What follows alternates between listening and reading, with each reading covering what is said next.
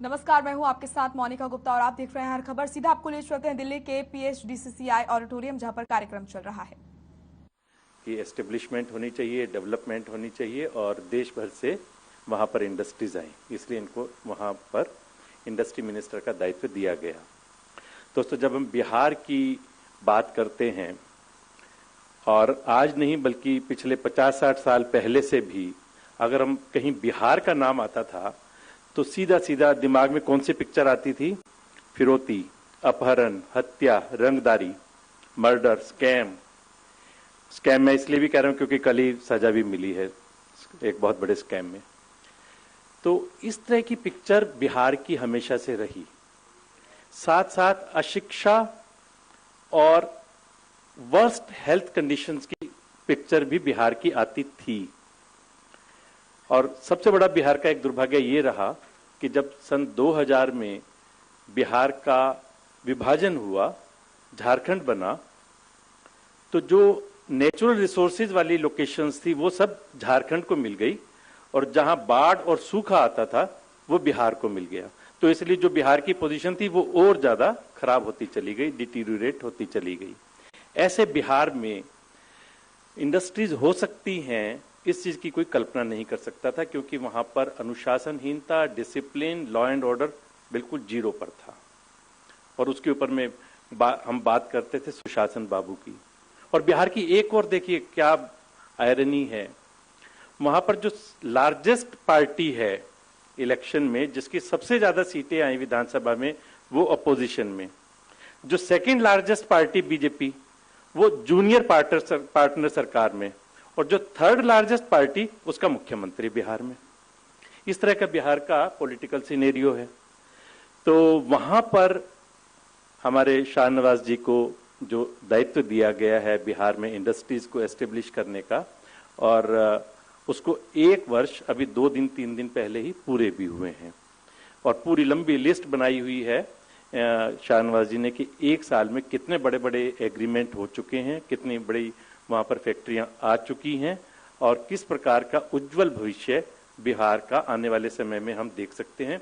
एक पूरी लंबी लिस्ट है और हम उन सब की चर्चा शाहनवाज जी से करेंगे। बिहार में काम करते हुए बहुत सारे चैलेंजेस भी आते हैं। हमारे बीच में राजेश जी हैं, माइक्रोमैक्स के ओनर हैं, और इन्होंने बड़ी हिम्मत दिखाई है कि बिहार जैसी जगह में वहां पर एक बहुत बड़ा एथेनॉल का प्रोजेक्ट लगा रहे हैं। और ये भी अपने एक्सपीरियंसेस हमारे साथ शेयर करना चाहेंगे कि किस तरह के चैलेंजेस आते हैं और किस तरह से सरकार की सहायता भी इनको मिलती है उन चैलेंजेस को फेस करने के लिए और उनसे ओवरकम करने के लिए। शाहनवाज जी ने बहुत कम समय में वहां की हवा बदल दी है और हम उम्मीद कर सकते हैं कि आने वाले समय में बिहार बहुत अच्छी प्रगति के पथ पर बढ़ेगा। मैं आपको एक छोटा सा अपना एक्सपीरियंस जरूर शेयर करना चाहूंगा बिहार का, और आपको वो एक्सपीरियंस सुनकर के मजा भी आएगा और हैरानी भी होगी। 2008-9 में, मुल्तानी जी, 2008-9 में बिहार में एक टेंडर हुआ था हॉस्पिटल्स में मेडिसिन शॉप का, दवाइयों का। और वो टेंडर क्या था कि जितने वहां के बड़े बड़े हॉस्पिटल्स हैं, PMCH, NMCH और बाकी जितने डिस्ट्रिक्ट लेवल के हॉस्पिटल्स हैं, उसमें मेडिसिन शॉप को टेंडर किया गया कि आपको हम जगह देंगे दवाइयों की दुकान खोलने के लिए और आप राज्य सरकार के साथ में कितना रेवेन्यू शेयर करेंगे। मतलब आपकी अगर 1000 रुपए की दवाई बिकी तो आप सरकार को कितना देंगे।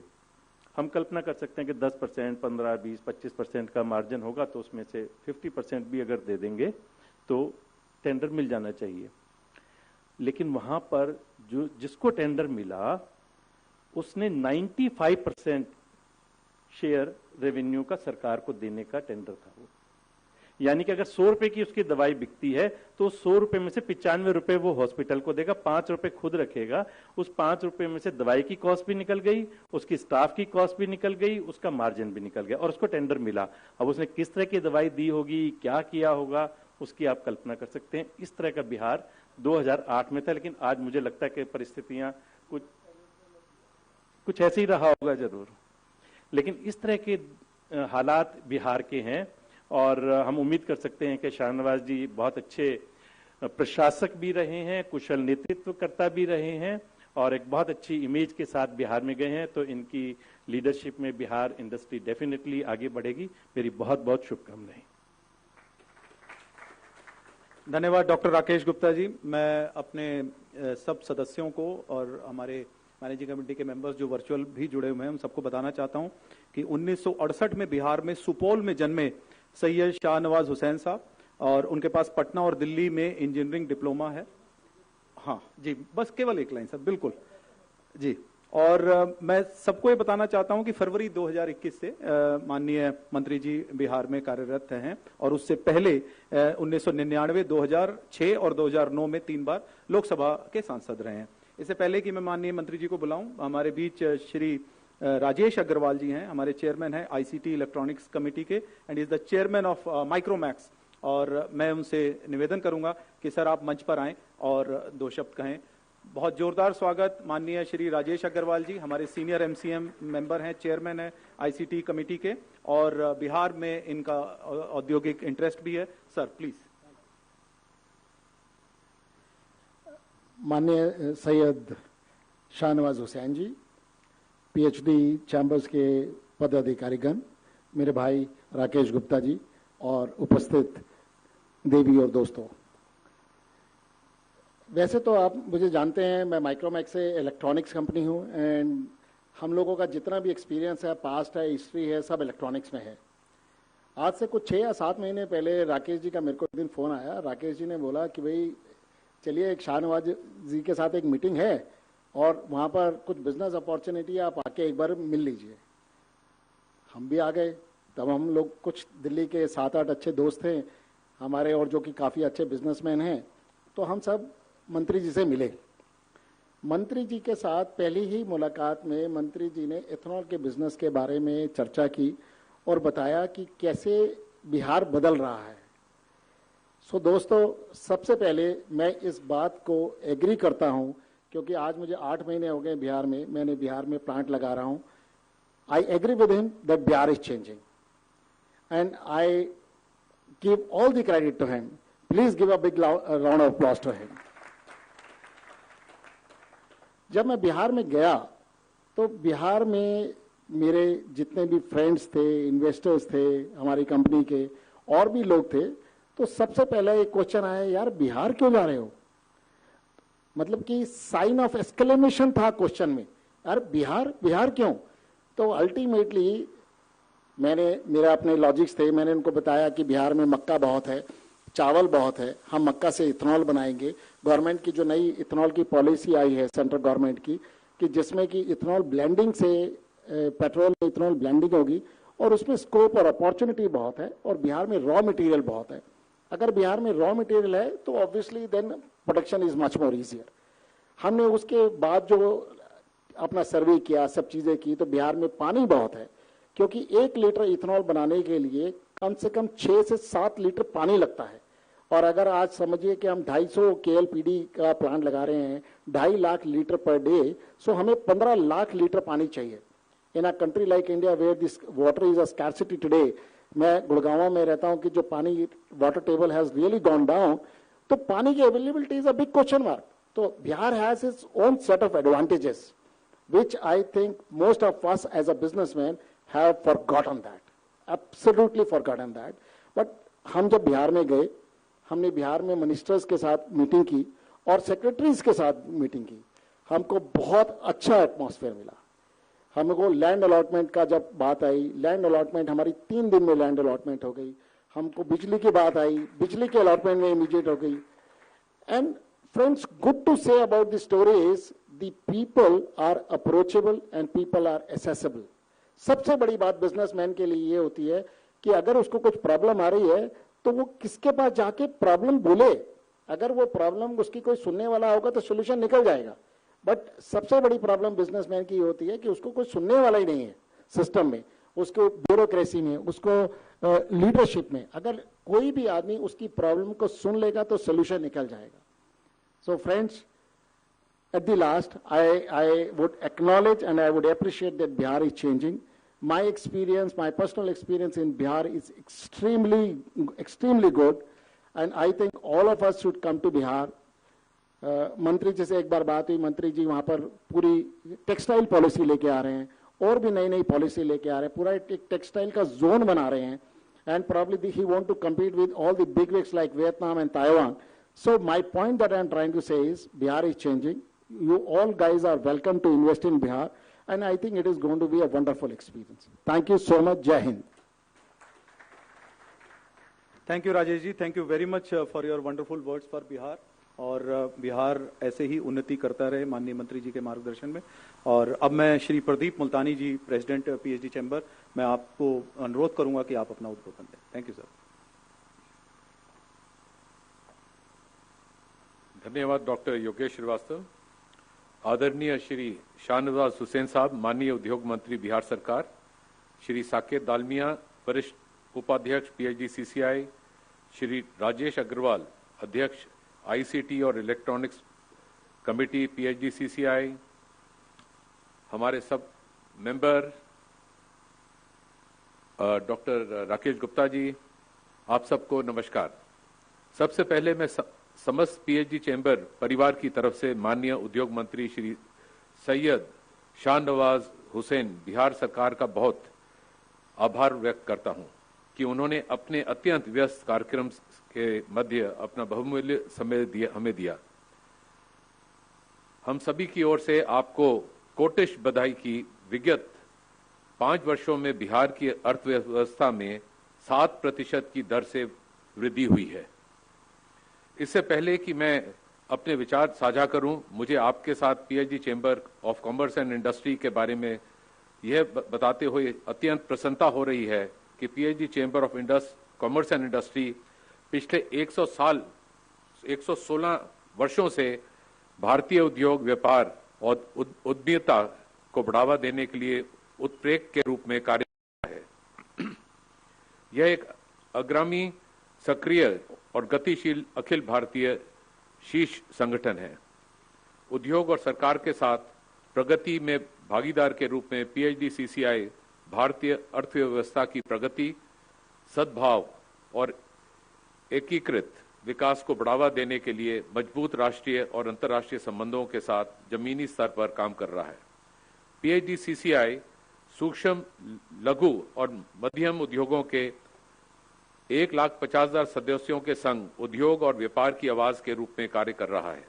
चैम्बर अपने अनेक क्षेत्रों में उद्योग ज्ञान के अपने विरासत का लाभ उठाते हुए भारतीय लोगों को आगे बढ़ाने तथा देश की अर्थव्यवस्था को आगे ले जाने के लिए कृत संकल्प है। वैश्विक स्तर पर हम अंतर्राष्ट्रीय सर्वोत्तम प्रथाओं और व्यावसायिक अवसरों को लाने के लिए भारत में दूतावासों और उच्च आयोगों के साथ मिलकर समस्त प्रयास कर रहे हैं। यहाँ कुछ महत्वपूर्ण बिंदुओं की ओर आप सबका ध्यान आकृष्ट कराना चाहूंगा, जिससे देश को मजबूत, विनम्र तथा निर्णायक देश बनने एवं अर्थव्यवस्था के विकास में सहायता मिलेगी। आदरणीय मंत्री जी, हम चाहेंगे कि जो हमारे सदस्य हैं, जिस तरह अभी आपने हमको बताया कि भाई इंडस्ट्री बिहार में आए और उनको पूरा हम सहयोग देंगे, और अभी हमारे श्री राजेश अग्रवाल जी ने बताया कि 3 दिन के भीतर उनको जमीन की अलॉटमेंट हो गई सर, और वेरी गुड। सो सर, हम ये जरूर चाहते हैं कि अगर जाके कुछ वहां पर कुछ छोटे छोटे हमारे इश्यूज हैं जो हम आपके सामने ब्रीफली रखना चाहूंगा कि हमारी जैसे जो होता है हमारे वहां पे, अगर सरकारी जो विभाग हैं उनमें कुछ कमी हो, आज हमारी जैसे इंडस्ट्री होती है उस पर 30 से 35 हमारे अलग अलग विभाग हैं, अगर उनके लिए एक सिंगल विंडो सर्विस हो जाए जो आपकी डायरेक्टर ऑफ इंडस्ट्रीज है, ताकि उनको इधर उधर ना जाना पड़े, सिर्फ एक विंडो के पास जाएं, एप्लीकेशन लगाएं, और वो एप्लीकेशन में कोई, जैसे आपने 3 दिन के अंदर अलॉटमेंट करी, कोई सीमा हो जाए 15 दिन 30 दिन की हो जाए कि जिसमें परमिशन दी जाएगी। अगर 30 दिन में परमिशन नहीं दी जाती तो उसको डीम्ड होगा कि आपको परमिशन मिल गई। इसके अलावा सर, जो ये वन विंडो सर्विस के अलावा जो चाहिए कि हम ये लाइसेंस वगैरह का शब्द क्यों यूज करते हैं, ये होना चाहिए एक रजिस्ट्रेशन होना चाहिए, वन टाइम रजिस्ट्रेशन हो गया और वो जाके फॉर एवर हुआ, और 3 साल बाद जो भी आपको फीस देनी है वो आप उसको लीजिए, ताकि वो ईज ऑफ डूइंग बिजनेस में और होगा। इसके अलावा सर, इंस्पेक्टर राज थोड़ा बहुत तंग करता है। अगर 30 से 35 डिपार्टमेंट होते हैं तो सारे डिपार्टमेंट्स को अगर वो कहीं पे भी जाते हैं तो उनकी सोच होनी चाहिए कि जैसे आदरणीय मोदी जी ने चाहते हैं कि USD 5 ट्रिलियन की इकॉनमी हमको देश को बढ़ाना है, तो सबकी सोच होनी चाहिए कि हम सब मिलकर इंडस्ट्री को सहयोग दें, सहायता करें, और वो उनका जो रोल होना चाहिए वो मोटिवेटर होना चाहिए, एनेबलर होना चाहिए, सहयोगी होना चाहिए कि हम सब मिलकर देश को आगे बढ़ाएं और बिहार को भी बहुत आगे लेके जाएं, क्योंकि देश बढ़ नहीं सकता जब तक यूपी और बिहार आगे नहीं बढ़ेंगे। सर, इसी के साथ मैं कुछ हमारी और भी सुझाव हैं, वो मैं लिखकर आपको जरूर भेजना चाहूंगा।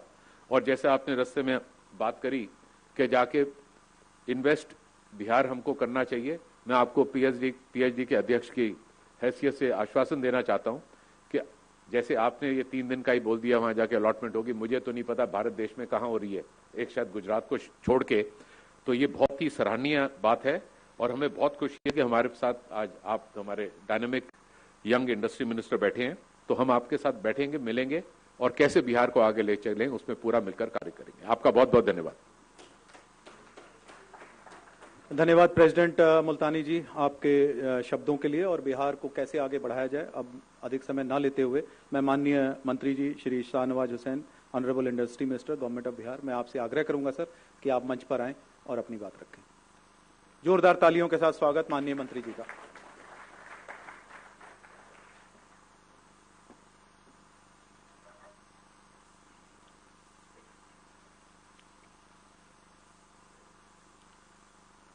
संवाद सत्र में यहाँ पर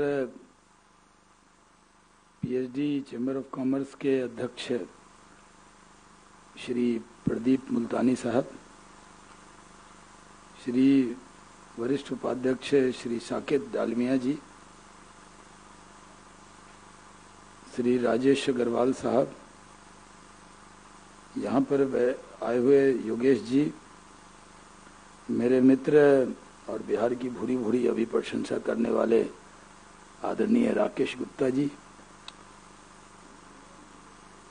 यहाँ पर आए हुए उद्योग जगत के भाइयों और बहनों, मैं पीएचडी चैम्बर ऑफ कॉमर्स का बहुत शुक्रगुजार हूँ, आपका आभारी हूँ कि आपने मुझे आज यहाँ मदऊ किया है, दावत दी है। आप जैसे बड़े उद्योगपतियों को एड्रेस करने का मौका दिया है। ऐसे तो हम आज ही शुरू हुए थे, दिल्ली की 8:55 की फ्लाइट से दिल्ली से पटना गए थे। सिडबी के साथ एक एग्रीमेंट करना था। 14वां राज्य था बिहार, जहां सिडबी जो एमएसएमई के अंदर वो सारी मदद करेगा, अपना पीएमए देगा जो इंडस्ट्रियल एरिया में, और जैसे यूपी को गुजरात को उन्होंने दिया है, उसी तरह उन्होंने कहा है कि जो हमारे यहाँ जो इंडस्ट्रियल एरिया है, बियाडा कहते हैं उसको, बिहार इंडस्ट्रियल डेवलपमेंट अथॉरिटी, उसके अंदर वो पूरी मदद करने वाला है। और बैंक जो है वहाँ पर, क्योंकि हम जब अलॉट करते हैं, राजेश जी को बता देते हैं कि आपके लिए एक बड़ी अच्छी खबर है कि ऐसे तो आपका प्रोजेक्ट एमएसएमई में ही आता है, जब अब तो सीमा बढ़ गई, तो सिडबी उसमें कोलेटरल के तौर पे बियाडा की जमीन को भी मान लेगा। ये सहमति आज ही हुई है, नो ऑब्जेक्शन सर्टिफिकेट बियाडा देगा, तो ये एक बड़ी बात आज हुई है। उसके बाद जी न्यूज का उद्योग संवाद था, तो एक ही दिन में ऐसा है कि 2 संवाद हो रहे हैं। ऐसे साधना न्यूज इसको लाइव कर रहा है, तो इसलिए इस पे हर खबर भी कर रहा है। ऐसे में अपनी पार्टी का राष्ट्रीय प्रवक्ता भी हूं, और पार्टी की जो high power decision making committee है, जो 10 लोग हैं केंद्रीय चुनाव समिति का, मैं सदस्य भी हूं। दिल्ली में भी आधा दिल्ली भी रहता हूं, क्योंकि अर्धांगिनी मेरी दिल्ली के स्कूल में पढ़ाती हैं। तो और यहाँ उद्योगपति ज़्यादा दिल्ली मुंबई मेट्रो में रहते हैं, तो मुझे यहाँ ज़्यादा आना होता है। मेरे जिम्मे पंचायती राज का काम नहीं है, मेरे जिम्मे इंडस्ट्री डिपार्टमेंट का काम है। तो जहाँ उद्योगपति होंगे वहाँ मुझे पहुँचना है। तो इसलिए एक दिन का ही सफर बता रहा हूं। कल सुबह फिर 7 बजे मैं पटना में रहूंगा, 8 बजे 8:15 पे मैं पटना में दिखूंगा। तो खास तौर पे मैं पीएचडी चैम्बर ऑफ कॉमर्स का बहुत आभारी हूं। और मैं तो आपको कहता हूं कि आप राष्ट्रीय सोच के व्यक्ति। पहले तो मैं जब दिल्ली आया था 86 में, तो यहीं बहुत सारी फैक्ट्रियां होती थी, यहीं लोग फैक्ट्री जाते थे, सदर बाजार से लेकर सब जगह फैक्ट्रियां होती थी। फिर वो नोएडा बसने लगा, फिर वो गुड़गांव बसने लगा, फिर लोग भिवाड़ी जाने लगे, निमराना तक जाते हैं अब दिल्ली के लोग। जो भिवाड़ी या निमराना जाने में वक्त लगता है, उतने देर में हम आपको बिहार पहुंचा देंगे। सिर्फ 3-4 हजार रुपए का खर्च, जितना तेल आपको भिवाड़ी और निमराना जाने में लगेगा, उससे कम खर्चे में हम आपको पटना पहुंचा सकते हैं। ये अब दुनिया नजदीक हो रही है, कनेक्टिविटी बहुत है। मैं सिविल एविएशन मिनिस्टर भी रहा हूं और इसलिए मैं जानता हूं कि जहां नरेंद्र मोदी जी की हुकूमत में जो रोड का काम है वो बहुत अच्छा हुआ है। अब मेरठ जाना बहुत मुश्किल काम नहीं है, अब गाजियाबाद जाना मुश्किल काम नहीं है। कनेक्टिविटी पर बहुत जोर दिया गया है। और कनेक्टिविटी का मतलब यह है, हम देश क्या कल्पना करते हैं, ये देश कोई मिट्टी का ढेला तो नहीं। ये देश की जब हम कल्पना करते हैं तो आप ये मान के चलते हैं, जब भारत माता कहते हैं या तो उसमें माता का एक ही आंखें पसंद है, हाथ नहीं पसंद है। जब भारत माता की कल्पना करते हैं आप, तो वो पूरा देश होता है। यानी आपकी सोच सिर्फ भाषण के लिए, नारा लगाने के लिए नहीं होना चाहिए कि हम आपको कहते हैं, जैसे हम लोग एड्रेस करते हैं भाइयों और बहनों, तो कह तो दिया, लेकिन भाई अपने घर गए, बहन अपने घर गई, कोई एक दूसरे का आता पता नहीं, लेकिन सबको पता है कह रहे हैं हम। लेकिन जब कह रहे हैं तो उसका मतलब भी होना चाहिए। मतलब यह है कि अगर देश तरक्की करेगा, और PhD chamber of commerce and industry जब आपने बनाया था, तो कल्पना सिर्फ दिल्ली के लिए नहीं की, देश की कल्पना थी। चाहे वो भारत चैम्बर बना हो, बाद में इतने संस्थान बने हुए, और सब संस्थान कुछ नया इनोवेटिव आइडिया लेके आते हैं। और मेरे जिम्मे भी ये काम मिला है। मैं आज बिहार में गया हूं, ये मुझे भी नहीं मालूम था। मेरे बहुत प्रिय मित्र हैं, एक दूसरे के राज भी एक दूसरे से शेयर करते हैं। गुप्ता जी की सारी बातें मुझे मालूम होती हैं, मेरी भी कुछ बातें उनको मालूम होती। लेकिन हम दोनों ने कभी नहीं चर्चा की थी कि मैं बिहार जाने वाला हूं, बिहार में इंडस्ट्री मिनिस्टर बनने वाला हूं। 2014 के बाद 7 साल तक मैं पार्टी का ही काम करता। लेकिन एक बैग हमारे पार्टी अध्यक्ष जी का फोन आया कि प्रधानमंत्री जी का आदेश है कि आपको नॉमिनेशन करना बिहार में। मैं कहा ठीक है साहब, हम लोग तो वफादार सिपाही, जो हुक्म होता है। और हरदम पार्टी मुझे मुश्किल काम देती। मेरा वजूद ही है जो मुश्किल काम को पूरा करना। मुझे पार्टी ने 90s में 99 में कहा कि जाओ किशनगंज और लोकसभा लड़ो, जब 70% मुस्लिम आबादी, बीजेपी का कभी जमानत नहीं बचती थी। और पार्टी ने कहा, हम चले गए। दिल्ली में रहते थे, हमारे दिल्ली के कई दोस्त हैं, उस जमाने में तो मोबाइल नहीं था कि फोन नहीं उठाते। उन्होंने कहा भाई वहां जा रहा है, एक बड़े बाहुबली से लड़ने जा रहा है, बचकर आ जाए तो बड़ी बात है। तो कोई बात नहीं थी, हम चले गए। और किशनगंज आजादी के बाद एक ही बार बीजेपी जीती। यानी मल्लापुरम जो है, राहुल जी जो गए थे लड़ने, उससे भी बड़ी माइनॉरिटीज की आबादी, एकदम दार्जिलिंग के बॉर्डर पर, बांग्लादेश के बॉर्डर पर बड़ी आबादी। लेकिन मैं वहां गया और जीत गया। मेरे पार्टी के लोग फोन कर रहे, कह रहे कि जीत गए। उनको हाँ जीत गए। सुशील मोदी ने कहा सच में जीत गए? उनका अरे भाई जीत गए, सर्टिफिकेट मिल गया? हमने कहा हाँ मिल गया, डीएम से बात कराइए। उनको लगा मैं ऐसे ही कह रहा हूं। यानी कभी पार्टी को भी यकीन नहीं था। मैंने पूछा ये पैसा कम दे रहे हैं क्या बात? उन्होंने डी कैटेगरी की सीट है, अगर हम देश में 300 सीट 400 जीतेंगे तब जाके ये जीतेंगे उस हिसाब से। लेकिन मुश्किल काम था, मैंने कमल खिलाया। फिर मेरी पार्टी ने कहा भागलपुर जाइए। अब भागलपुर में कभी आपने सुना होगा कि भागलपुर में अखफोड़वा कांड हुआ था, गंगा जल फिल्म बनी थी, लेकिन भागलपुर की पहचान लोगों ने खराब की। भागलपुर का मतलब है विक्रमशिला, जहां विक्रमशिला है, oldest university of the world. Bhagalpur अंगराज कर्ण की भूमि मानी जाती। भागलपुर के अंदर मैं गया तो लोगों ने कहा कहां चले गए?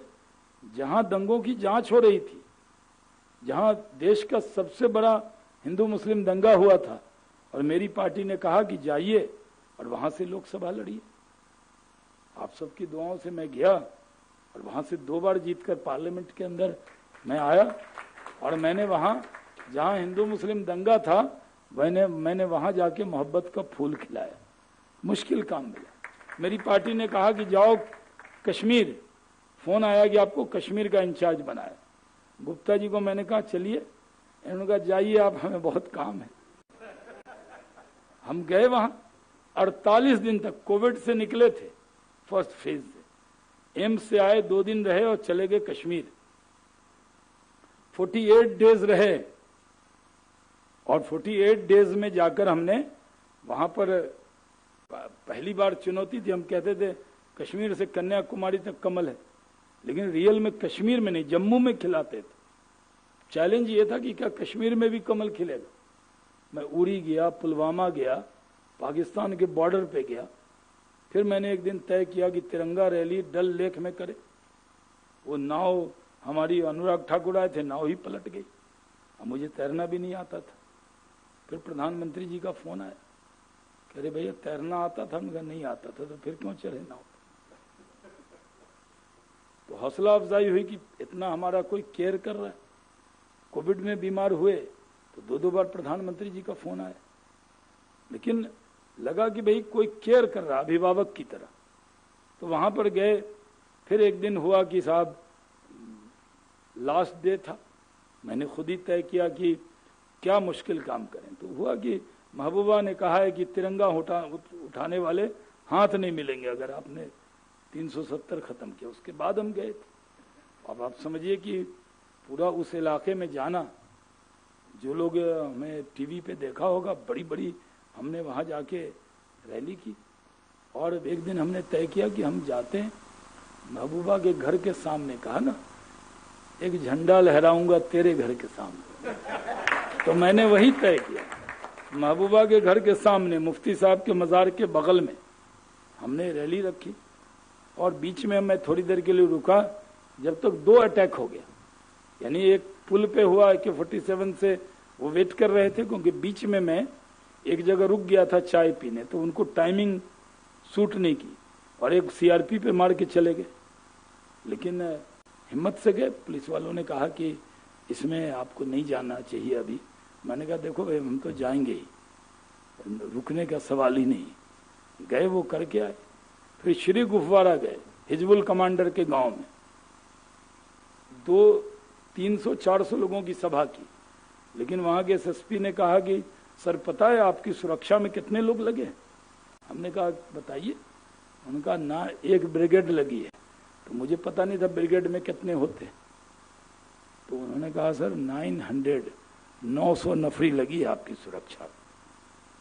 अगर सेब के पत्ते आए होते तो मैं आपको नहीं आने देता। तो हम मुश्किल काम करते। अभी मेरी पार्टी ने कहा जाओ बिहार इंडस्ट्री लगाओ, और गुप्ता जी ने हमें फोन किया। आप जानते हैं कड़वा बोलते हैं, मतलब अभी मुझे बुला के बिहार का इतना बखान कर रहे थे कि एकदम लग रहा था छाती चौड़ी हो जाएगी बिहार के बारे में जो बताना शुरू किया। तो गुप्ता जी ने कहा वहां कौन से उद्योग लगाएंगे? अपहरण उद्योग लगाएंगे वहां? मैंने कहा नहीं, बिहार में उद्योग लगाएंगे, और ओथ में भी नहीं आए गुप्ता जी। करीबी दोस्त के नाते मुझे लगा जरूर आएंगे, लेकिन नहीं आए। लेकिन बाद में कंपनसेट किया, बिहार आए, गुप्ता जी आए, साथ में राजेश जी आए, कुछ और लोग भी आए, कुछ हौसरी वाले आए। सब लोगों को बुलाया। वो जो इनके पेरिस ब्यूटी वाले हैं, अपने ग्रोवर साहब, वो भी आए। मैंने सोचा गुप्ता जी आ रहे हैं, ये तो ऐसे मित्र हैं जो बताते भी रहते हैं, कमियां ज्यादा गिनाते हैं, खूबियां कम बताते, अलर्ट करके रखते। तो मैंने कहा भाई गुप्ता जी आ रहे हैं, क्या करें? मैंने पता किया यहाँ किसी के पास मर्सिडीज या BMW है। तो उन्होंने कहा हाँ है, एक दोस्त आया। तो मैंने कहा गुप्ता जी और राजेश जी को उसी से रिसीव करवाते हैं, यानी इनको फीलिंग जो है, इनकी फीलिंग ठीक करते हैं। फिर हम वहां लाए स्पीकर साहब, जहां मैं रुका था, इन्होंने वो कैंपस देखा, 10-12 एकड़ का मंत्री का मकान। तो इनको लगा भाई बिहार तो एकदम अलग है। First impression is the last impression. और ये जिम्मा मिला, अब मुझे ये काम मिला। तो बिहार में परसेप्शन अलग है। बिहार के लोगों ने ही फिल्में बना दी है, गंगा जल, अपहरण। अब अभी देखी लोगों ने, तो उसके नजर में यही, बिहार में डॉक्टर राजेंद्र प्रसाद की भूमि है, बिहार लोकनायक नारायण की भूमि है, बिहार गुरु गोविंद सिंह जी का जन्म स्थान है। बिहार में जाकर गौतम बुद्ध को उस पेड़ के नीचे ज्ञान में प्राप्त हुआ, गया वही है।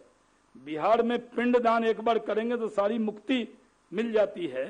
तो बिहार में एक बार इन्वेस्ट करेंगे तो फिर कोई दिक्कत नहीं आने वाली है। ये बिहार के बारे में राय बनानी चाहिए। यानी 14 करोड़ बिहार की आबादी, और बिहार की आबादी के बारे में मैंने सिर्फ राय बनाया।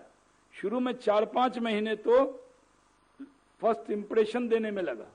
लोग कहते थे कि भाई मैं फूड प्रोसेसिंग इंडस्ट्री मिनिस्टर रहा हूं, मैं टेक्सटाइल मिनिस्टर रहा हूं, मैं कोल मिनिस्टर रहा हूं, मैं सिविल एविएशन मिनिस्टर रहा हूं। बड़ा बड़ा मंत्रालय मेरे नेता अटल बिहारी वाजपेयी जी ने मुझे दिया और मुझे मौका मिला।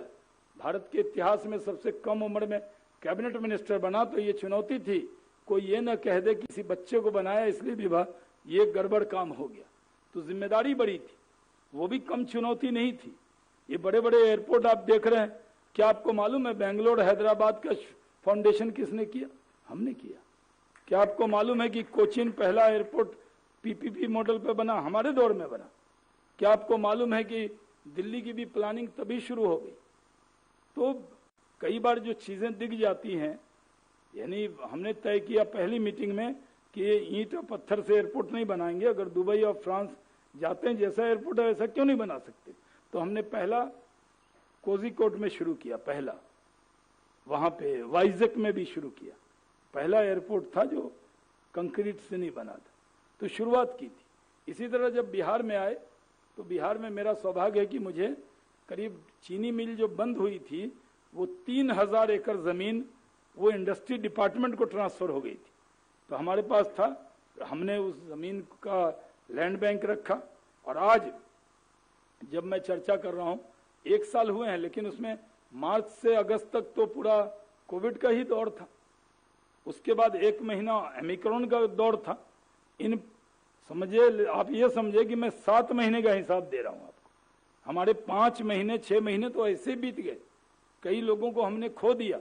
कई इन्वेस्टर जो वहां आने वाले थे बीमार हो गए, वो आ नहीं सके।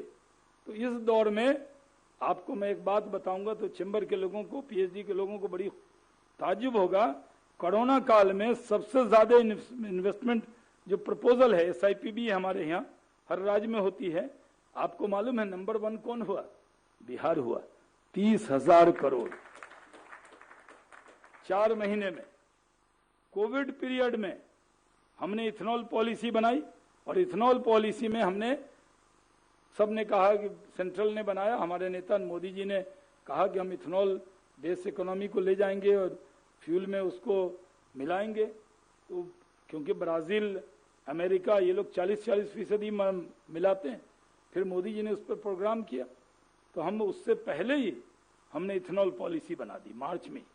और जब मार्च में बना दी तो हमने कहा कि आपको बैंक में इंटरेस्ट में हम 10% तक, हमने कहा कि हम इंटरेस्ट में जो आपको 10% हम देंगे। तो 8-9 पे मिल जाता है ब्याज, हमने 10 कहा। 5 करोड़ कैपिटल सब्सिडी का। तब हमें उम्मीद थी कि 50 केल का, 40 केल के वाले आएंगे। लेकिन सज्जन जिंदल साहब भी इंटरेस्टेड हुए, उन्होंने भी अप्लाई किया। अपने राजेश अग्रवाल जी आ गए, और बहुत बड़े बड़े लोग आए। रुइया साहब की कंपनी आई। मेरे सबसे रिश्ते हैं, इसलिए मैंने सबको इन्फॉर्म किया। और फिर हम लोगों ने जब वो किया तो केंद्र से कोटा थोड़ा कम मिला, 18 करोड़ लीटर का ही मिला। हम लोगों ने फिर जाकर थोड़ा सा लड़ाई झगड़ा किया तो डबल हो गया। अमित शाह जी और मोदी जी ने हरदीप पुरी जी को कहा कि भाई इनका कोटा बढ़ाइए। हमने कहा कि हमको बिहार में 1 लीटर इथेनॉल बनाने में 5 लीटर पानी लगता है। और कुछ लोग बहुत बड़ा बड़ा प्रोजेक्ट सीए बना देता है और जमीन पर रिसर्च किए बिना कुछ लोग चले जाते हैं।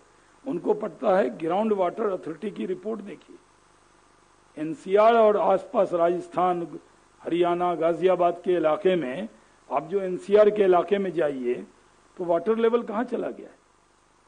और तमिलनाडु को 100 करोड़ लीटर दिया क्योंकि पेट्रोल कंजम्पशन पे दे दिया। हमने कहा कंजम्पशन पे मत दीजिए, प्रोडक्शन पे दीजिए। 30 लाख मैट्रिक टन मक्का बिहार पैदा करता है। दुबई, तेलंगाना, हरियाणा, सब जगह, पंजाब में मक्का बिहार से जाता है। बिहार मक्का, क्योंकि कहीं भी देश में ये ऊपर वाले का आशीर्वाद है बिहार को कि 3 फसल सिर्फ बिहार में होती है। ये मालूम है आपको? 3 फसल हमारे यहाँ होती है। तो मक्का हमारे यहाँ, पानी हमारे यहाँ। आपने तो एक मशीन लगानी है, उससे इथेनॉल बन जाना। इथेनॉल बनाने में लगता क्या है? एक मशीन लगती है जो कंपनी लगा देगी। नीचे पानी है, 10 फीट पे पानी। हमारा तो जो डिस्ट्रिक्ट है सुपौल, वहां तो अगर बरसात में किसी की डेथ हो जाए तो कब्र में भी 6 फीट पे पानी आ जाता है। आपको यकीन नहीं होगा, गुप्ता जी को तो नहीं होगा कि मैंने खुद कुदाल कभी चलाया होगा, लेकिन हम लोग के यहाँ खेत है तो कई बार चलाया। मैंने खुद कुदाल से पानी निकाला हुआ है। यानी ये बिहार में कोसी का जो इलाका है, पानी बहुत ज्यादा है। और अगर आप 1 लाख लीटर का लगा रहे हैं तो 5 लाख लीटर पानी चाहिए। तो फ्यूचर का क्या होगा? अगर आप कहीं और इन्वेस्ट करेंगे, मैं किसी राज्य के खिलाफ नहीं हूं, लेकिन अगर करेंगे तो कल होके ना मक्का मिलना है और ना पानी मिलना है। तो मक्का बिहार से लाएंगे, पानी भी बिहार से लाएंगे। तो मैंने कहा कि तमिलनाडु वालों ने मना कर दिया, उन्होंने बहुत इन्वेस्ट नहीं किया। उनको तो कर्नाटक और कावेरी और इसी का झगड़ा बहुत बड़ा है। तो हम लोगों ने कहा कंजम्पशन पे बनाइए। पहले भी बिहार के साथ बहुत अन्याय हुआ कि कोयला बिहार में था और प्लांट भटिंडा में लगता था। फ्रेट की पॉलिसी बना दी, अगर आप वहां भी बनाए तो फ्रेट सब्सिडी दे दी। कहीं भी कोयला ले जाए तो वो खर्चा भारत सरकार उठाती थी। तो उसका फायदा अगर उस वक्त ये होता कि जहां कोयला है, जैसे अब है छत्तीसगढ़ में, झारखंड में, पिट हेड पे लगाते हैं तो ट्रांसपोर्ट कॉस्ट भी बच जाता है, बिजली भी बन जाती है। तो वो फॉल्टी पॉलिसी थी। इसीलिए हम लोगों ने कहा कि इथेनॉल में हमने इन्वेस्ट किया। हमने मेगा फूड पार्क लिया। 2 मेगा फूड पार्क की स्कीम अब बंद हो गई। वो 42 बनना था, लास्ट बचा हुआ था, मैंने जिद करके ले लिया। वो मुजफ्फरपुर के मोतीपुर में, यानी पटना से 1.5 घंटे की दूरी पे मेगा फूड पार्क बना रहे हैं। और वहां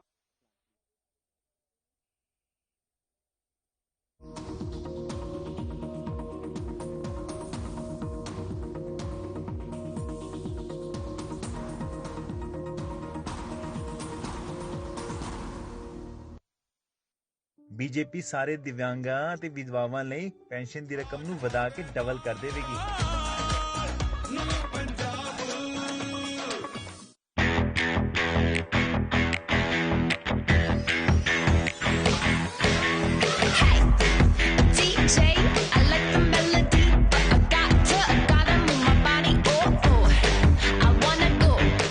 निरमा शुद्ध नमक कहीं से खरीद के रिफाइन किया गया नमक नहीं, ये पानी से पैक तक का सफर तय करता है निरमा के अपने 30,000 एकड़ के प्लांट में आधुनिक वैक्यूम इवेपोरेशन मेथड से। इसलिए इसमें अशुद्धि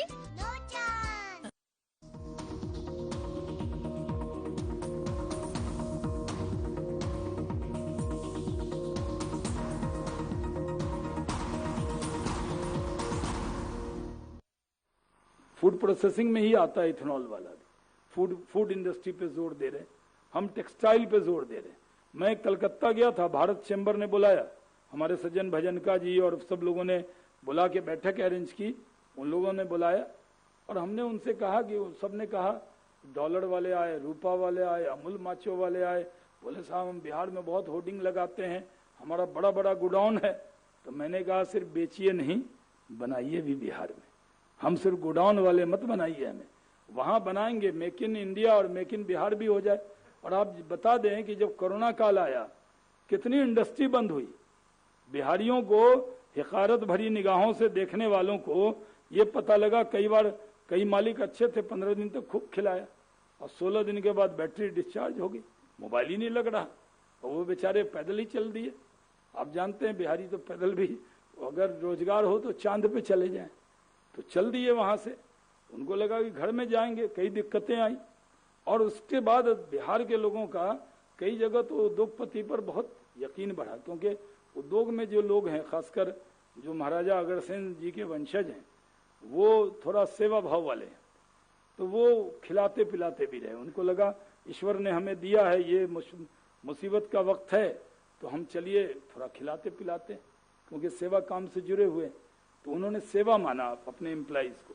कई लोगों ने मोबाइल ऑफ कर लिए। तो अब जब वो चले गए तो आपको पता है, हैदराबाद से तेलंगाना से ट्रेन भेजी, हवाई जहाज का टिकट मंगा के भेजा, त्रिपुर में शॉर्टेज हो गया, तेलंगाना में शॉर्टेज हो गया, सूरत में शॉर्टेज हो गया। लोगों को लगा कि वो मजदूर चले गए। अब बिहारी सिर्फ मिट्टी सर पे ढोने वाले बिहारी नहीं, अब वो स्किल्ड हैं। यूपीएससी में हम ही टॉप करते हैं, IIT IIM में हम ही लोग रहते हैं। आप हमें उस निगाह से मत देखिए। लक्ष्मी जी की कृपा कम होगी, लेकिन सरस्वती की कृपा बिहार पे रहती है, ये मैं आपको बता देना चाहता हूं। इसलिए आप कहीं स्किल, सियाटल चले जाए, बिहार के लोग बहुत आगे वहां पर पहुंचे। हम लोग नॉलेज के मामले में आज कहीं भी बड़ी बड़ी कंपनी में चले जाएं, बिहार के लड़के, आपके ही कंपनी में बहुत से लोग होंगे जितने लोग बैठे हैं। इसलिए मैं कहता हूं कि हमने सब जगह जाकर कहा, जो लोग पहले गुजरात की क्या इमेज थी टूरिज्म के मामले में, सूरत कैसा शहर था, प्लेग हो जाता था, गंदा शहर कहा जाता था, लेकिन नरेंद्र मोदी जी ने उसका कायाकल्प कर दिया। आज सूरत कैसा दिखता है। और ऐड बनाया अमिताभ बच्चन जी ने, कहा कुछ दिन तो गुजारिए गुजरात में। मैंने उद्योगपतियों को जाकर कहा, सब जगह मैं गया, मैंने कहा बिहार के बारे में राय बनाने से पहले एक बार तो आइए बिहार में। ये मैंने पंच लाइन बनाया। और दूसरा मैंने कहा सिर्फ बेचिए नहीं, बनाइए भी बिहार में। ये हमने कोशिश की। आज मैं कह सकता हूं, एक साल के अंदर 614 इकाइयां आई, करीब 38,906 करोड़ का निवेश का प्रस्ताव बिहार को प्राप्त हुआ है इस वक्त में। और मैं आपको बता दूं कि हमारी जो कुल 87 औद्योगिक इकाई है वो स्थापित हो चुकी है। 4 इथेनॉल के प्लांट, देश का सबसे बड़ा इथेनॉल का प्लांट बिहार में बनकर तैयार है, मोदी ग्रुप का। वो 4 लाख लीटर का है जो आड़ा के अंदर है।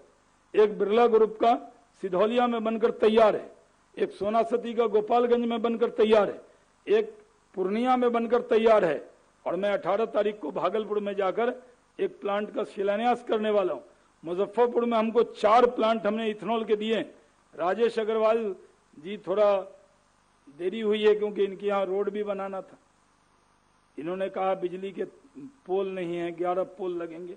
गुप्ता जी क्योंकि हमारे बीच के कम्युनिकेटर हैं, उन्होंने कहा साहब बिजली का पोल। हमने तुरंत कहा कि हम पैसा देंगे, आपको नहीं देना 11 पोल का। हमने राजेश जी से पूछा कि किसी ने आपसे 1 रुपए की चाय पी हो तो बता दीजिए। क्लियरेंस इथेनॉल पॉलिसी हमने बनाई। हमने कहा 7 वर्किंग डेज में ऑल क्लियरेंस देंगे। इनको 3 दिन में दिया। हमने बियाडा की लैंड, और एक दिल्ली के अखिल सिंघल हैं, वो गए थे, उनको 6 घंटे में बियाडा की लैंड दे दी, सर्टिफिकेट दे दिया उनको। तो हम आपसे कह रहे हैं कि आप नजरिया बदलिए। आप ये मानिए कि जब हम कल्पना करते हैं, कई बार लोग इस देश में अलग अलग भाषा बोलते हैं। देश अवाम से बनता है। देश सिर्फ मिट्टी नहीं है, देश वहां की अवाम भी है। और सब मजबूत होने चाहिए। किसी जात के लोग हों, किसी धर्म के लोग हों, अगर एक कमजोर हो जाएंगे तो फिर कल्पना क्या होगी।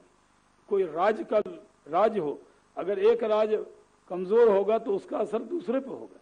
हर जगह लोग फले फूले, इसके लिए काम करने की जरूरत है।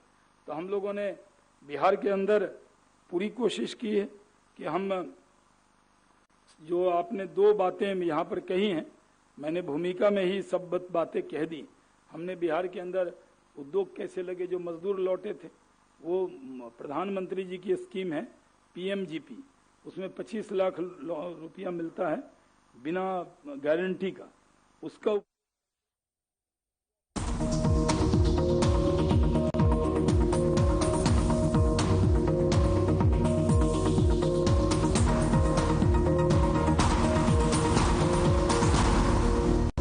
पर ये दिल है कि चख रहा है, खुद ही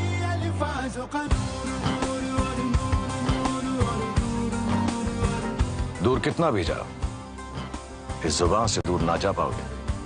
विमल, बोलो जुबान केसरी। मेरे जैसा कोई दूसरा? चुलबुलापन जिसकी हर बात में घुल जाए, जिंदगी में रंग भर दे। मेरी जैसी मेरी अपनी पताका। पताका चाय, गजब का स्वाद।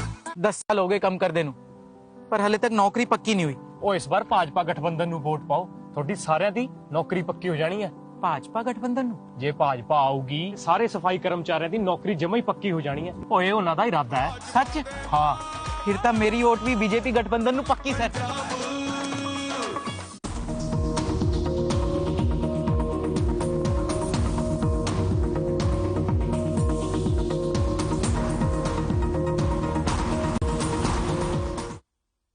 वो जो कपड़ा काटने वाला उसको काम, फिर एक पैकेज का काम, तो 10, 3, 13, एक 14, एक 15, कुछ धागा काटने वाली महिला, तो 10 लाख रुपए में उसके पास पूंजी भी हो जाती है, यानी 5-6 लाख में तो उसके पास वो सब साधन हो जाता है, अपने घर में शुरू कर लेता है।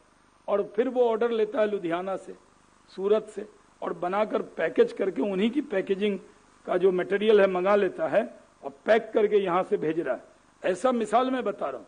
एक एक जो मजदूर था जो सूरत में काम करता था, वो बिहार में आकर मालिक बन गया है और यहाँ जाकर वो उसी कैपिटल से वहां पर अपने जिस कंपनी में काम करता था वो यहीं पे काम कर रहा है।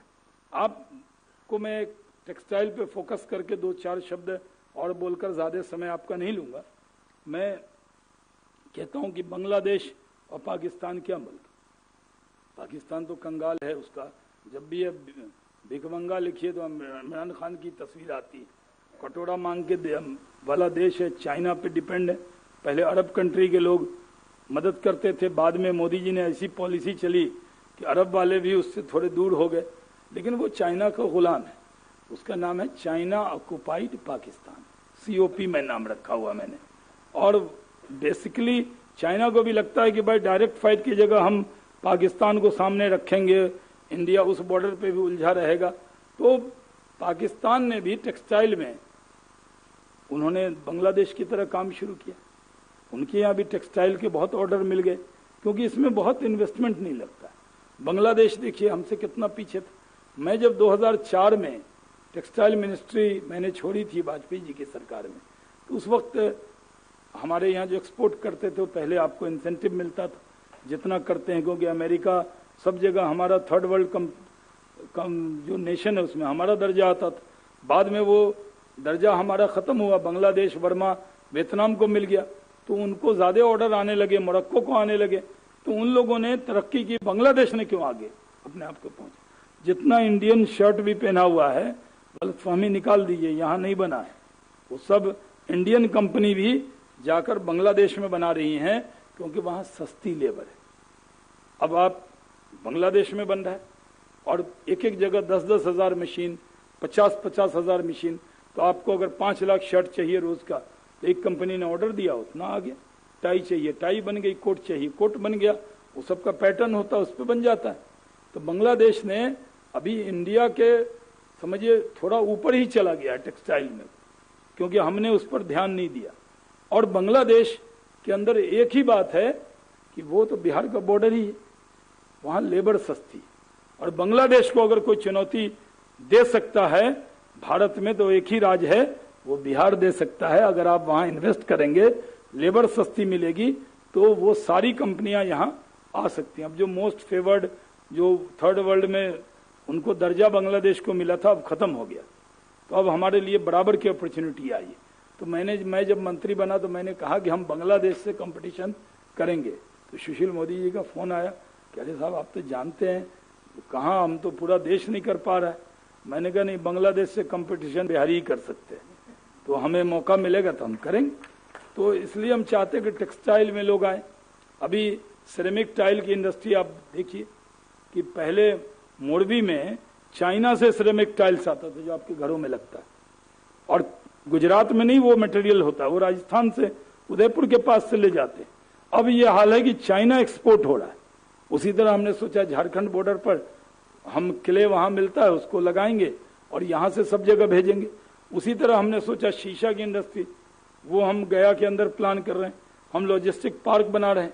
ये 3000 एकड़ के अलावा हमने गया जो अमृतसर कलकत्ता कॉरिडोर है, इस पर 2000 एकड़ का हम गति शक्ति में पार्क बना रहे हैं। लॉजिस्टिक्स में उसमें बहुत बड़ा काम होने वाला है। हम ई व्हीकल्स वालों को, बहुत बड़ी कंपनी, आज नाम लेना सही नहीं है, हमारे गृह मंत्री जी, प्रधानमंत्री जी सब बिहार के लिए चिंतित है और उन्होंने हमें मौका दिया है, तो हम उसमें बड़ी बड़ी कंपनी को ला रहे हैं। कोई ऐसा बड़ा नहीं जिसको मैंने टच नहीं किया है, क्योंकि मैं पुराने संबंध है, सबको मैं डायरेक्ट जानता हूं। तो मैंने सबको कहा कि एक बार तो आइए बिहार में।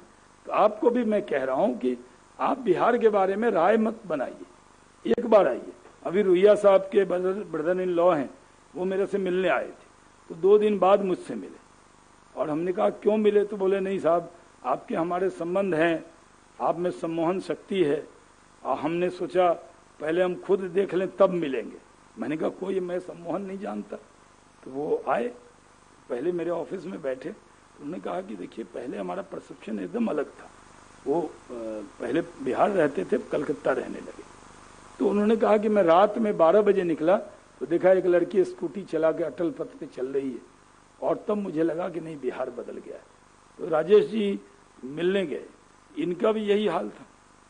अगर आप आ रहे हैं, पहली बार मैंने रिसीव किया तो आप मुझे बताइए। ये खुद आए, बेगूसराय खुद गए, मोतीपुर खुद गए, पूरा बिहार घूम के 3-4 दिन बाद मुझसे मिले। हमने कहा कहाँ लगा रहे हैं, बोले वैसा मुझे तो मोतीपुर ही पसंद है। यानी हमारी ये इनका खुद का रिसर्च है। कोई शिकायत हो गुप्ता जी तो मेरी कोई जिम्मा नहीं है, इन्होंने खुद ही पसंद किया है। लैंड भी मैंने कहा ये नक्शा है, जहां पर आप उंगली रखिए वहां हम लैंड दे देंगे। जिधर इन्होंने कहा पहले इनको दिया, फिर और कंपनी को दिया। तो हम लोग, इनकी कोई दिक्कत थी रोड की, इन्होंने फोन किया। अब हमारे गुप्ता जी हैं, ये ताने बहुत देते हैं। इन्होंने कहा साहब हमने दोस्त को भेजा, ये दिक्कत है। मैंने तुरंत रोड का पूरा ये करके टेंडर कर दिया और वहां पे जो रोड बनना, क्योंकि चीनी मिल की जमीन थी तो खाली थी, तो रोड, बाउंड्री, बिजली और तार भी इनका जोड़ के लाके रख दिया। इसलिए मैं आपसे गुजारिश करता हूं कि नेशनल इंटरेस्ट में, नॉट बिहार के इंटरेस्ट में, नेशनल, अगर आपकी नेशन की कल्पना जो है वो सिर्फ सिविल लाइन है या लुटियन जोन है, अगर आपकी नेशन की कल्पना सिर्फ एनसीआर है तो वो अलग बात है। आपकी परिभाषा क्या है वो आपको मुबारक हो, लेकिन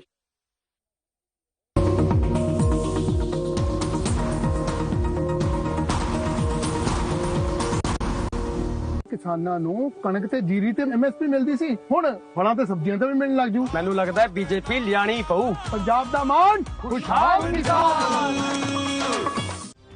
हर बीमारी के उपचार के लिए देखिए हमारा खास कार्यक्रम नाड़ी वैद्य कायाकल्प, प्रतिदिन दोपहर 1:30 पर केवल हर खबर हरियाणा पर।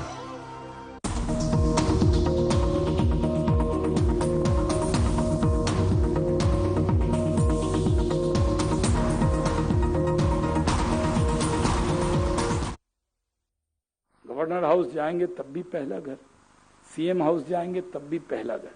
यानी हम वहां बैठे हुए हैं कि देख रहे हैं कौन आ रहा है, कहाँ जा रहा है, तो लोकेशन वाइज ऐसी।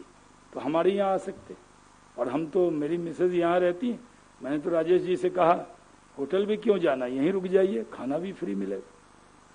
तो एक बार माहौल बनना चाहिए, और मैं वहाँ इंडस्ट्री मिनिस्टर हूँ, इसलिए पूरी गारंटी बिहार में नीतीश कुमार जी के नेतृत्व में बिहार कैसे आगे बढ़े इसके लिए काम कर रहे हैं। हमारे मुख्यमंत्री पूरी तरह, गुप्ता जी ने जैसे भी कहा हो कि किसकी सरकार है, कौन विपक्ष में है, इधर प्रमोद जी वाला भाषण याद आ गया। उन्होंने कभी पार्लियामेंट में इस तरह की तकरीर की थी, तो आज गुप्ता जी ने उसी की याद दिलाई। हम लोग कमिटेड हैं कि देश तरक्की कर रहा है मोदी जी के साथ, और बिहार भी नीतीश जी के नेतृत्व में तरक्की करे। आपने इन 2 बातें कही हैं जो मैंने उसका जवाब एक एक पंक्ति में दे दूं। कोई इंस्पेक्टर राज नहीं है, मिनिस्टर राज है। आप आइए, कोई दिक्कत होने वाली नहीं। दूसरी बात, जो सिंगल विंडो कहा, इसी फाइनेंशियल ईयर से हम सिंगल विंडो कर रहे हैं। इथेनॉल में सिंगल विंडो था, यानी 7 वर्किंग डेज में, राजेश जी गवाह हैं, जिस डिपार्टमेंट को फोन होना था हमने इन्वायरमेंट का और कई चीजों का हमने एक एक दिन में, घंटों में, जो महीने लगते थे वो बिहार में हमने आवर्स में काम किया। तो हम वीकली में यकीन नहीं रखते, हम आवर्स में काम रखते हैं। बिहार बदल गया है। आप भी अपने चश्मे का नंबर बदलिए बिहार को देखने के लिए, और एक बार तो आइए बिहार में। जय हिंद। धन्यवाद माननीय मंत्री जी आपका। और जो हमारे दर्शक साधना टीवी और हर पल चैनल से जुड़े हुए हैं, मैं उनका भी बहुत हार्दिक स्वागत करता हूं, जो डायरेक्ट टेलीकास्ट हमारा इन दोनों चैनल्स पर हो रहा है। अब मैं माननीय डॉक्टर राकेश गुप्ता जी, इससे पहले कि मैं साकेत जी को बुलाऊं, आप कुछ अच्छा, तो डॉक्टर राकेश गुप्ता जी, आपने जो इंटरेक्टिव सेशन की बात करी थी, क्वेश्चन आंसर सेशन की बात की थी, अगर आप डॉक्टर शाहनवाज हुसैन साहब से आप कुछ क्वेश्चंस लें, और हमारे दर्शक जो साधना से भी पूछना चाह रहे हैं तो उनके भी व्हाट्सएप का मैंने नंबर दिया है, so that also you can ask.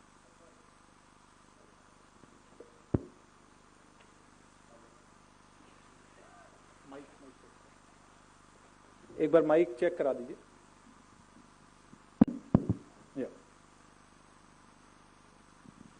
बहुत बहुत धन्यवाद शाहनवाज जी, आपने बहुत अच्छे तरीके से हमें बताया कि बिहार आज किस दिशा में बढ़ रहा है, और हम प्रभु से प्रार्थना करते हैं कि आप अपने मिशन में निश्चित रूप से कामयाब होंगे, और बिहार को जितनी मेहनत से, जितनी लगन से और जितने देशभक्ति पूर्ण तरीके से आप बिहार को आगे लेकर जा रहे हैं, निश्चित रूप से आपको उसमें सफलता मिलेगी। हमारे कुछ दर्शक यहाँ पर, हमारे मेंबर्स भी बैठे हुए हैं, और जो लोग चैनल पर इस कार्यक्रम को सीधे देख रहे हैं वो भी कुछ क्वेश्चन हमें व्हाट्सएप पर भेज रहे हैं। मैं हालांकि समय कम है, लेकिन हम 5-7 प्रश्न जरूर ले पाएंगे। हाँ जी, आप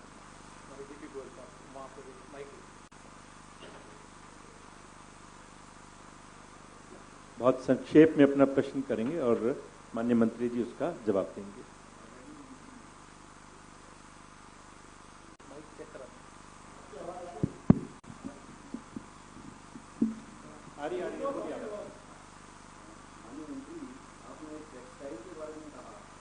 और इथेनॉल के बारे में कहा, इंजीनियरिंग आइटम्स के बारे में आपका क्या ख्याल है? क्योंकि दिल्ली से या एनसीआर से या देश के और भागों से इलेक्ट्रिकल आइटम्स और इंजीनियरिंग आइटम्स बिहार में बहुत जाती हैं। मुझे नहीं लगता कि बिहार में कोई बहुत बड़ा उद्योग इलेक्ट्रिकल आइटम्स बनाने का है, जबकि खपत वहाँ बहुत ज़्यादा है। आपकी क्या पॉलिसी रहेगी? नहीं, ये बहुत अच्छा प्रश्न है आपका। मैंने तो समय की कमी के हिसाब से सिर्फ टच करते हुए मैं चीज़ों को निकला। मैंने सिरेमिक टाइल और इंडस्ट्री जो कंजम्पशन है, जैसे यूपीबीसी अब यूज़ हो रहा है डोर्स में, और बिहार की जो आबादी है देश का 10वां यानी 10.5-11% जो आबादी मानी जाती है देश की, वो बिहार में है। कंजम्पशन भी, क्योंकि पहले काफ़ी जो स्तर था हमारा वो वैसा नहीं था जो देश को मैच कर रहा था, अब वो काफ़ी इम्प्रूव हुआ है। तो उसमें चाहे इलेक्ट्रिक आइटम हो, चाहे वो इंजीनियरिंग का आइटम हो, इन सब के लिए हमारी इंडस्ट्रियल पॉलिसी है। और वो हम एक बार जब PhD chamber of commerce industry हमें एक बार बुला के, खासकर टेक्सटाइल इंजीनियरिंग के लोग बुलाएंगे, तो हम पूरा एक दिन का सत्र, हमने कहा बिहार के लिए इतना आप करेंगे तो हम लोग सारे ऑफिसर्स को लेके आएंगे, और मैं खुद आऊँगा, आपको वो पॉलिसी भी यहाँ एक्सप्लेन करेंगे, और आप वो भी देख सकते हैं। हमारी ऑनलाइन जाकर भी पॉलिसीज को देख सकते हैं। हमारे यहाँ कुछ प्रियोरिटी और कुछ हाई प्रियोरिटी की चीज़ें हमने तय की हुई है, लेकिन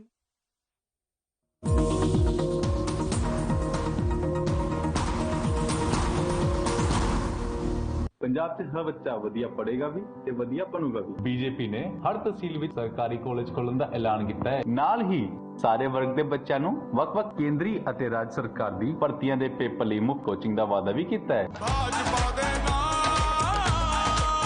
ਨਵਾਂ ਪੰਜਾਬ।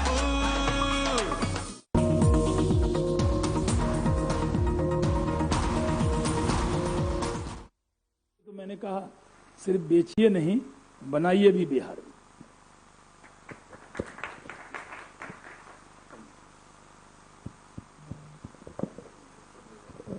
मेरी आवाज वैसे ही आ जाएगी आपके लिए। वैसे तो मैं एक शेयर ब्रोकर हूं। मैं कैरियर मैंने अपना जरूर 1972-73 में बिहार से शुरू किया था। Fertilizer corporation of India Sindri जो अब झारखंड में है। मैं एक विचित्र तरीके की बात कर रहा हूं।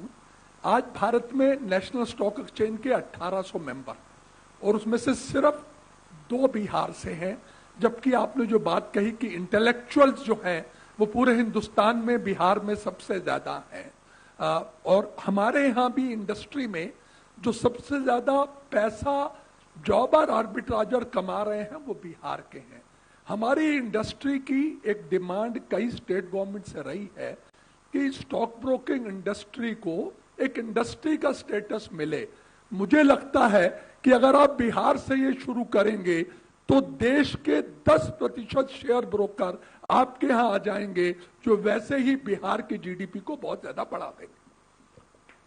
अच्छा सुझाव है, आप प्रपोजल दीजिए, इसको हम चैम्बर की तरफ से आपके पास सुझाव को भेजेंगे। और क्या कर सकते हैं, आप थिंक टैंक बनिए, हमें बताइए, हम जरूर करेंगे। निश्चित रूप से जी। हम आर्थिक जगत में इंडस्ट्री कैसे उभर सकती है, आर्थिक जगत की मदद के साथ, उस विषय पर हम आपसे बातचीत रखें।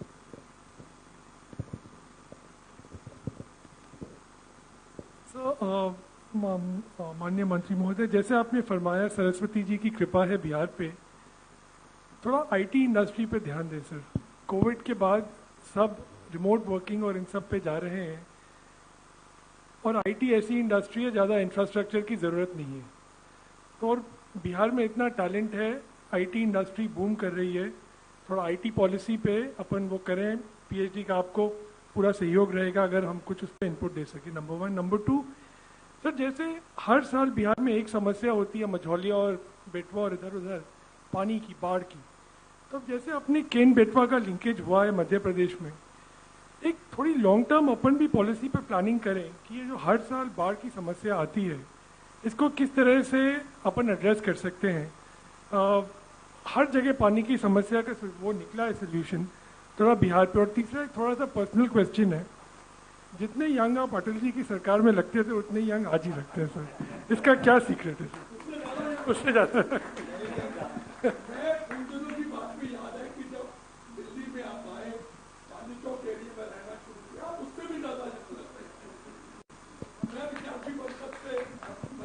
ये गुप्ता जी की दोस्ती है, उस वजह से यंग दिख रहे हैं। गुप्ता जी भी पहले से ज्यादा यंग हो रहे हैं। ऐसे ये ग्रैंड फादर हैं, तो मैं अभी फादर भी नहीं बना, तो मतलब ग्रैंड फादर नहीं बना हूँ। मतलब अभी जो हमारे बच्चे हैं उनके बारे में जब हम बताते हैं कि वो मास्टर इन फाइनेंस कर चुके हैं, जॉब में जा चुके हैं, बाहर पढ़ते हैं, तो लोगों को थोड़ी सी ये रहती है। वो उसकी राज ये है कि मैंने ज़िंदगी में पान, बीड़ी, सिगरेट, गुटखा, शराब, बियर छुआ भी नहीं, और कोशिश करता हूँ कि जितना आप मेहनत करेंगे उतना जिम उम जाने की ज़रूरत नहीं पड़ती है, क्योंकि पॉलिटिकल लोग जितनी एक्टिविटी करते हैं तो 10-20 किलोमीटर तो ऐसे ही हो जाता है, घर बैठे होंगे तो कुछ नहीं हो सकता।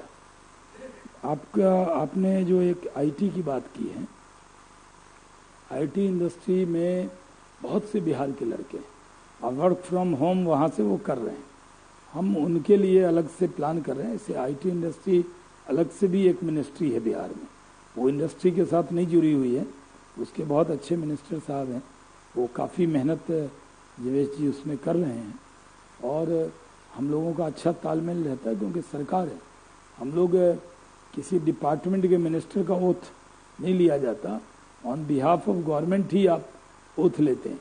तो आईटी को भी हम एड्रेस करने वाले हैं। देखिए बिहार में एक माहौल बन जाता है। आपको याद है नैनो को 1 रुपये में ज़मीन दे दी और नैनो गुजरात आ गई, हर इंडस्ट्री वालों को लगा कि चलो गुजरात। तो बिहार में भी हमने तुरंत सारी फैसिलिटी मैक्रोमैक्स को दे दी। तो हमने यहीं पर कोशिश की, क्योंकि माउथ पब्लिसिटी जो बड़ी पब्लिसिटी होती है।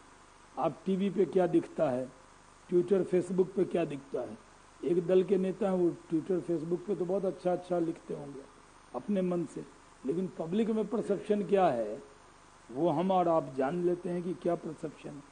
तो माउथ पब्लिसिटी जो बिहार के बारे में थी, हमें तो थोड़े दिन माहौल बनाने में लगा, जो मैंने जिक्र किया कि अगर राजेश जी, राकेश जी, ग्रोवर जी ये लोग आ रहे थे बिहार, तो मेरे मन में था, ये हमारे मित्र हैं, लेकिन मेरे मन में था कि इनको इम्प्रेशन अच्छा जाना चाहिए, कहीं ऐसा नहीं हो कि इनको लगे अरे कहाँ आ गए, इनकी दोस्ती ठीक है, दिल्ली में मिल लेंगे, यहाँ कहाँ फंसेंगे।